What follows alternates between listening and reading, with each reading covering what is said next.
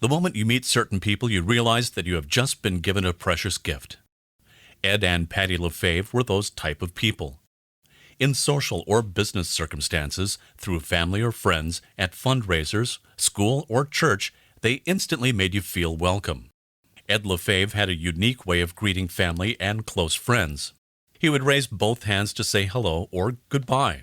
Patty would stand by his side and share his greetings with a hug or kiss of her own.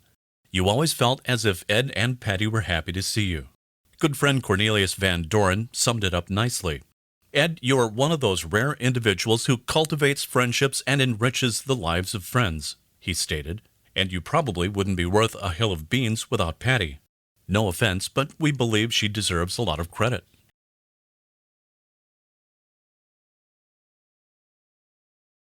Ed LaFave was born on March 16, 1924 in Starbuck, Minnesota, to Edward and Helena LaFave. He had a sister, Claire, and a brother, James. Ed grew up in Morris, Minnesota, where he attended school and graduated with the class of 1942. He went on to serve in the U.S. Navy during World War II and also attended Lawrence College.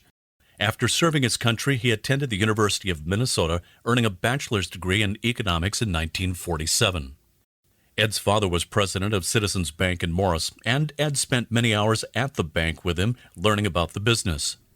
Perhaps that is what led Ed to follow in his father's footsteps and pursue a career in banking. His first job was in Aberdeen, South Dakota, after which he joined his father at Citizens Bank. Ed served as president from 1970 to 1984 and founded and was president of the Citizens Insurance Agency and Phoenix Realty. He worked at Citizens Bank through a major remodel and expansion project building Citizens South Bank. Ed was sometimes known to finish a loan agreement with a simple handshake. During his years at Citizens Bank, he established a school for banking at the University of Minnesota Morris. Ed and Patty were also involved in real estate, developing apartments and hotels. Ed was involved in Kiwanis, the American Legion, 9F Sportsman's Club, and soil and water conservation. Wayne Reiser was a good friend of Ed and Patty for many years. He was one of what he termed the 7 farmers from Minnesota who invested together in properties throughout the country. Wayne met Ed when he purchased the Ready Mix Company in Morris in 1968 and continued that friendship even after he sold the business in 1988. Ed was a classic community banker, stated Wayne. He helped make opportunities happen for young people looking to start a new business or farming. He made character loans based on what he knew of the people and their background. Quite often, the deal was finalized with a simple handshake.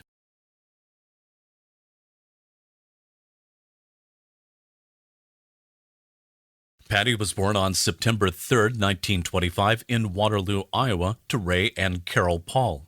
She graduated from Waterloo High School and attended Wellesley College in Boston, Massachusetts. She went on to attend the University of Minnesota, earning a degree in psychology. Patty had a sister, Julie, and a little brother, Jack.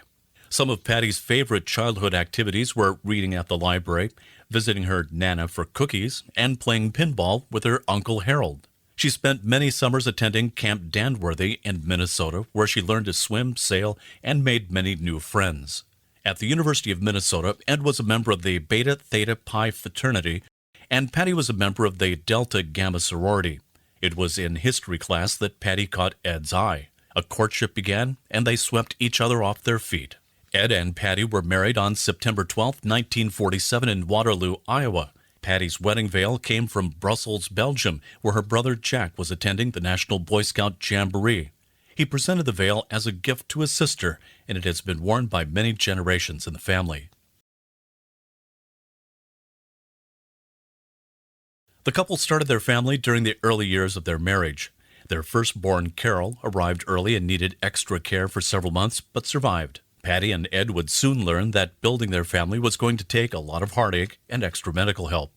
Carol was followed by Joe, Julie, Kathy, and Paul. However, there were also 7 other pregnancies and 4 little boys born too early to survive.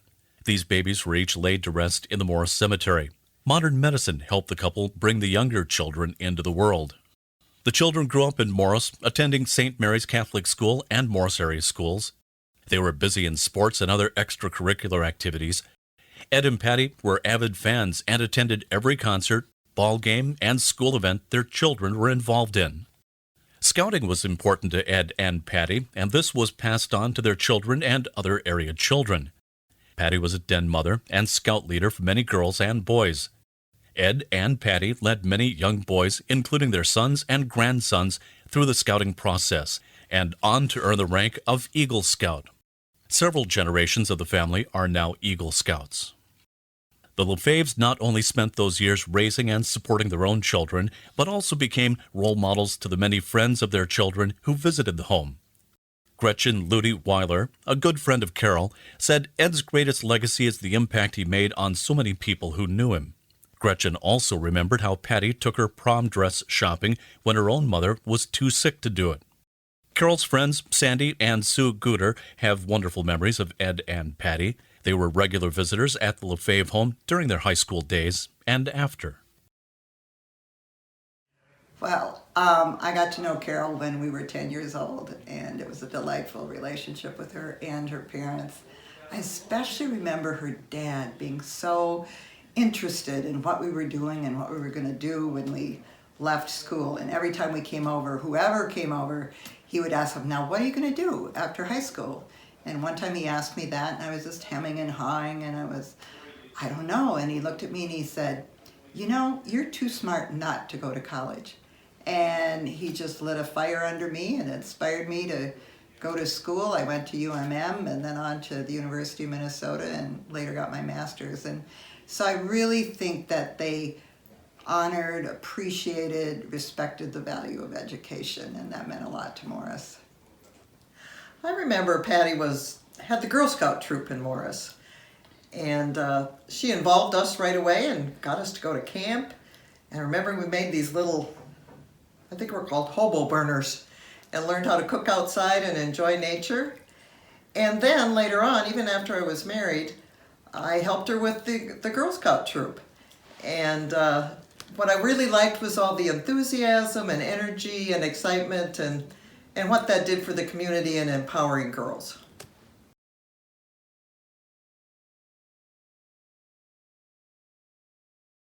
Ed and Patty believed in education and encouraged everyone to be a lifelong learner. They worked diligently in a community effort to get the University of Minnesota established in Morris and continued to support it in many ways afterward. They volunteered on committees and hosted fundraisers to keep the university strong. In 1998, the couple decided to donate their home located near the campus to the university. Their son Joe LaFave said, even as a small child, I felt that the house was a gateway to the campus, and I would never be persuaded there was a better entrance to UMM other than out the front door and through the path in the woods. They believed that the community would be stronger when the town and gown united and shared their talents. The LaFaves often entertained UMM presidents and state legislators at the home. Everyone who visited was invited to sign their name on the basement wall. It was here that the West Central Educational Development Association planned strategies and lobbied to bring the campus to Morris. The LaFaves also established a scholarship to support students who show academic promise. The home now serves as a gathering place for faculty, staff, students, and the community. It is a place for the chancellor to entertain guests and hold receptions. Over 200 events are held at the LaFave House each year. Because of their effort at UMM, Ed was honored with the Distinguished Service Award for outstanding contributions to UMM. A reception was held in his honor, and at his side was Patty, always supportive and encouraging. It was a treat seeing their philanthropic instincts being fulfilled, that they were generous people, and it was a generous gift, and that moved me a great deal. Well, it moved all of us. Well, the sure. kids were very supportive. Yeah. I know most of the people in my era who have been presidents of small colleges. Brother Dietrich at St. John's was a very close friend of mine. And I don't think any of them had a close town relationship, but I was more privileged. I called it Ed and Ed. The four of them I couldn't have asked for more in terms of support.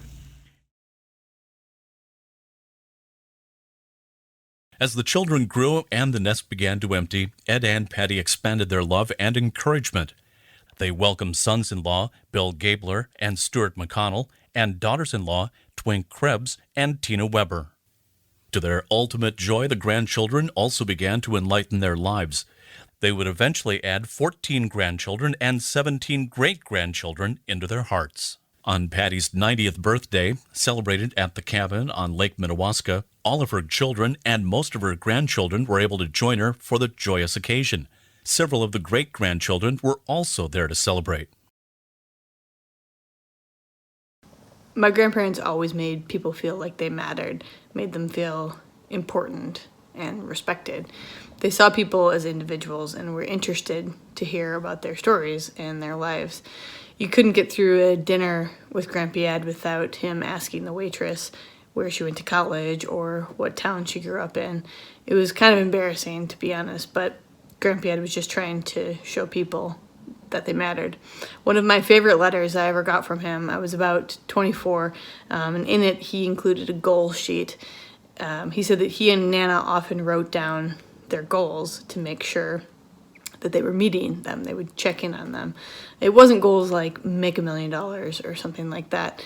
It was more about how they wanted to be spending their time and who they wanted to be as people.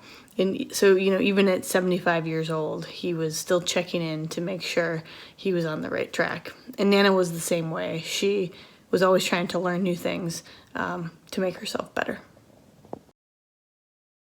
Many good times with family and friends were spent at their lake home on Lake Minnewaska. It was here that they enjoyed water skiing, sailing, fishing, tennis, golf, and going to the Dairy Queen in a boat. The grandchildren remembered playing cards with Nana, browsing through photo albums, sharing stories and memories, and reading the many books stored there. Ed and Patty's children and grandchildren have many memories, but one of the most prominent is their emphasis on education. They were known to ask every friend or even a waitress at a restaurant about going to school and pursuing an education. Julie remembers that her mother said to brighten the corner where you are, and her dad advised her to be a good leader. She said that her mom always reminded them to remember all the people who were working hard to make their day go well, and to make sure to say thank you. In a poem written by Kathy for her father's 75th birthday, she commented on his regular emails and letter writing, "No matter the distance, we stay in touch. That's a tribute to you and the job you've done." Ed was known for keeping in touch through regular correspondence. I first got to know Ed and Patty LaFave when I worked at Wayne's Menswear, and they would come in and purchase things from me, and it was just fun to get to know them. Patty'd come in and buy gifts for Ed, and Ed would come in and buy gifts for himself, I guess, but it was just neat to get to know them. As I went through the university, and by the way, I'm a Chicago boy, so I'm a Stevens County guy, but this was the big city, Morris, and so when I went to the university, I eventually got to a point where I was on the artist. I was actually the chairperson of the Artists and Celebrities Committee, and we needed a local adult, I guess, other than a student, a citizen of the community, and it was suggested I call Patty LaFave, which I did, and she became our citizen of the community, member of the committee, and was of immense help in getting us to the right names for our series that year, and we had a wonderful year. Ed, I got to know better and better as I discovered what banking really meant, and you didn't have to be threatened every time you went to see your banker. You could be friends. And he taught me more than anything else that if you have an idea and plan A doesn't work, then use plan B. And if plan B doesn't work, then use plan C. And if plan C doesn't work, then use plan D. And if that doesn't work, try plan E. And I think there were times when he got me to plan F before we got something to work, but we never quit. That's what I enjoyed most about what Ed taught me. The last thing Ed taught me, I've used my entire career, and that is follow up with a letter. I would get letters from Ed, sometimes quite unexpected, that were just unbelievable. Every little detail he remembered of our conversation and what it all meant. And I think that's the best thing anybody could give anybody, is ability to repeat what people have said so you're all on the same page. So thank you, Ed and Patty LaFave, some great people from Stevens County. Paul remembers his parents saying to be interesting and interested in others. Patty could light up your world with a smile or hug and always let her children and grandchildren know how proud she was of them. She enjoyed teaching religion at the Day Activity Center in Morris and was known for the Christmas parties she hosted for the friends she made there. She was also involved in the American Association of University Women and preschool vision and hearing screening efforts locally and throughout Minnesota.